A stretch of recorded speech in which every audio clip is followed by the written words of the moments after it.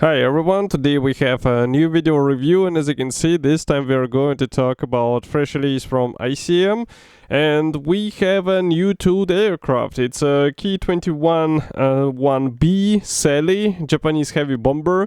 And before you say that we already reviewed this kit, I would like to point your attention at the 1/48 scale sign. So here we have the bigger version of this Japanese twin engine aircraft, and this is a fresh release of the new tooled plastic, so it's a first issue of this model, and we have a commercial sample here, so it means you will get exactly the same stuff as what you'll see in this video review.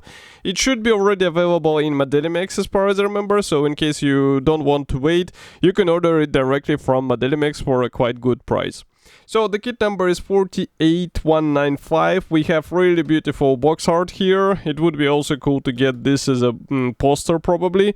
And here is comparison with my hand, just to give you an idea that this box is definitely bigger than what we had in a 1/72nd scale release. And here on the side you will find some information about the real subject and also about the kit itself. So I will just tilt it so that I can see it as well. And it's written that we have 265 parts, and wingspan should be the 471 millimeters, which is rather large even in this scale. And here on the opposite side you can see 4 marking options which are included into this kit. Obviously we will check them all when we will be going through the assembly manual, where ICM usually publishes the marking guides. So what I'm doing now is cutting through the seals, and in the meantime I can remind you that you can check the video reviews with the smaller scale Ki-21 on our channel as well. This was a decent kit, so that's why it is interesting to see what was done in the 1/48 scale release. And of course I also remind you that you can do the small tip for us, so it's a small donate button on our website. You can choose how much you would like to donate. It's done via PayPal, so it's quick, safe, and of course it will help us to review some kits which we are unable to get without your help. So I'm removing this top lid, and as you can see, it's flexible. It does not provide any protection, and what is protecting is actually this cardboard box, which is quite sturdy, and I'm glad that ICM keeps this design, because as you can see, with help of this cardboard box we have all parts intact even after rough shipment with our postal service. Okay, so all frames were packed into single plastic bag. It's a resealable bag, so it's quick to open, and I will take them all out so that we can check them one by one. We are going to start with the spruce C. Here you will see the wing parts. So let's zoom in, maybe open the lenses a bit. So those wing parts, I would say the design is quite typical. Note that flaps are pre-molded. We have separate ailerons and also engine gondolas, and that's pretty much all. We also have some wing tabs. I guess this will be inserted inside for a better structure rigidity of this assembly. And if I zoom in here, you can see that we have recessed panel lines, and if we flip it over, well, from inside there are not that many features. We have the guiding elements, and that's pretty much all, because the wheel wells will be in the engine gondolas, so that's why there are not that many things going on the wing parts.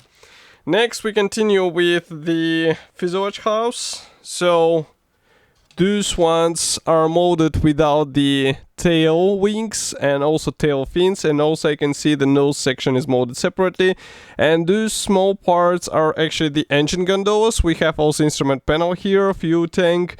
Everything looks fine, and if I zoom in here you can see the same thing as what we had in a 1/72nd scale. So pre-molded door, it's molded shut, so you won't be able to open it, and this is kind of strange in a 1/48 scale.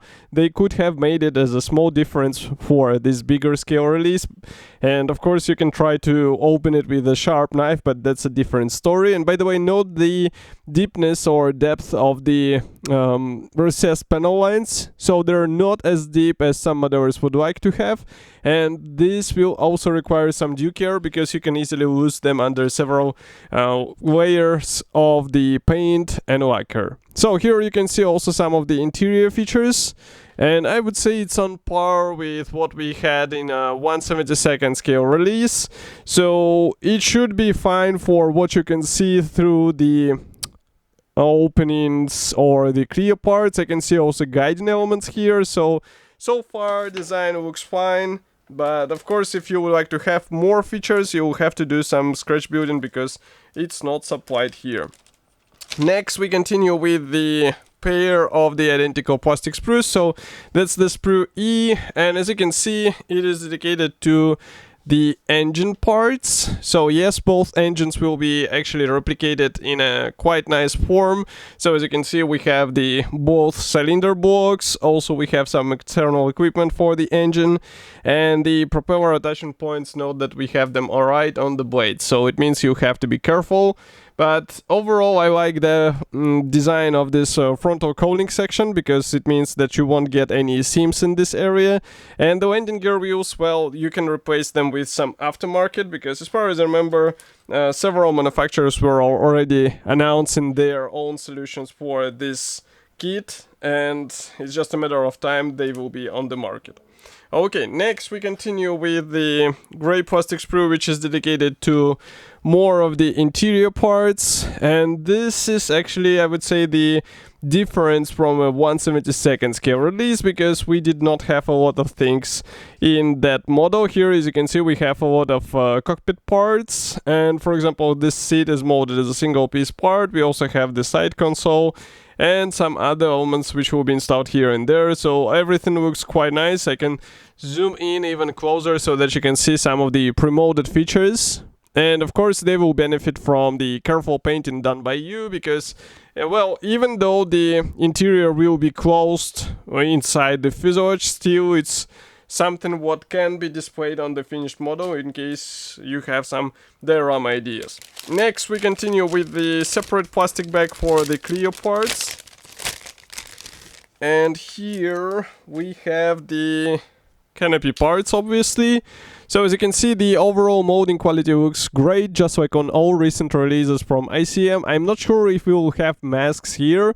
ICM usually supplies the masks template, so let's see if it will be the case with this kit. We just need to open the assembly manual later in this video review, but now we have two more gray plastic sprues. So for example, this sprue F is dedicated to the tail section. So as I said, we have the tail fin here and the tail wings as well. As you can see, the elevators are separate and rudder is separate as well. So this is actually the rudder, those two are elevators.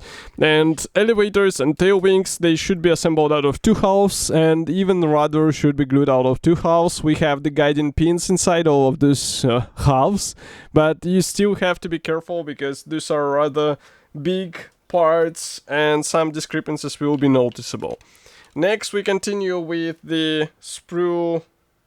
It's not even here, it's a sprue B, so that's the final sprue, and as you can guess, here we get two more halves for the remaining wing side. We also have some of the fuselage panels and some of the cockpit bulkheads, and even the cockpit floor as far as I can see.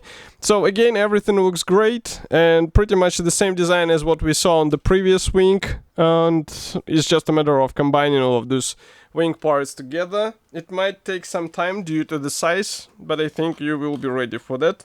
Next, we continue with the small ad for ICM paints. As you can see, they included into all of their recent releases. We have quite a nice choice of colors, so definitely something worth trying out, especially considering the fact that they produce the specially designed sets for their kits, so you basically get all necessary colors in one box. So here we continue with assembly manual. By the way, here you can see what I was talking about. This is the special paint set. We have the short history note on the first page, and as usual we have decals hidden inside the assembly manual. So just give me a second, I will try to pick them up and I will show them to you.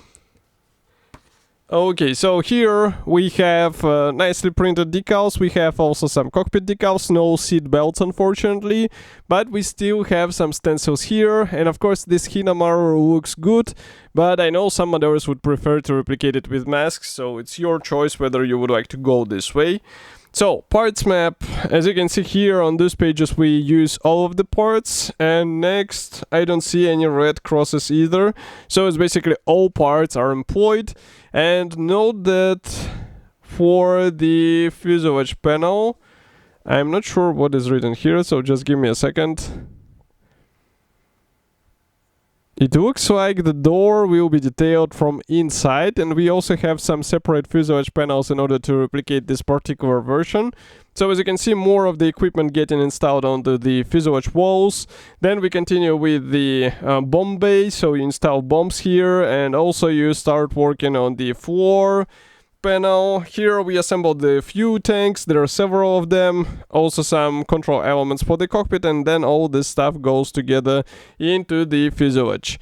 Next we continue with the gun turret. Here we install more of the fuselage panels, and also we join the fuselage halves together here. Next we continue with more parts being installed here for the bomb bay, so you can assemble it either in closed or open version, which is rather nice thing to have in this kit. Next we continue also with this machine gunner place. We assemble the nose and also the tail fairing as well. So here we continue with the wing assembly. As you remember, we have flaps remolded, but we have the ailerons separately. Then we start working on the landing gear, which is quite tricky here due to the special design, let's say, with many struts, so be ready for this. And next we have the engine assembly. So as you remember, we have two of them replicated here, so that's why it's shown twice, even though it's basically the same procedure. Maybe it's a good idea to expose one of those because we have the separate cooling panel, so you can just leave them aside. And that's the final step with installation of the antenna. So here we have the full masking guide, which is really great because it will give you a speed up, let's say, in assembly process, and also a bit more precise paint work. Here you can see the first marking option. Next we continue with two more marking options, pretty much the same in the styling, and here's another one in a camouflage. So I know some modders would like to replicate this one, and it would look impressive in a 1/48 scale. So overall we get a quite nice 1/48 scale aircraft kit from ICM. This is a new tool release and it looks great out of the box, and I have no doubt that we will see some aftermarket as well. And of course I will be happy to hear your opinion about such a release. Do not forget to write it here in the comment section below. If you like this video, press the like button, subscribe to our YouTube channel, and I will see you in the next video review as usual. Thank you for joining me today, and bye.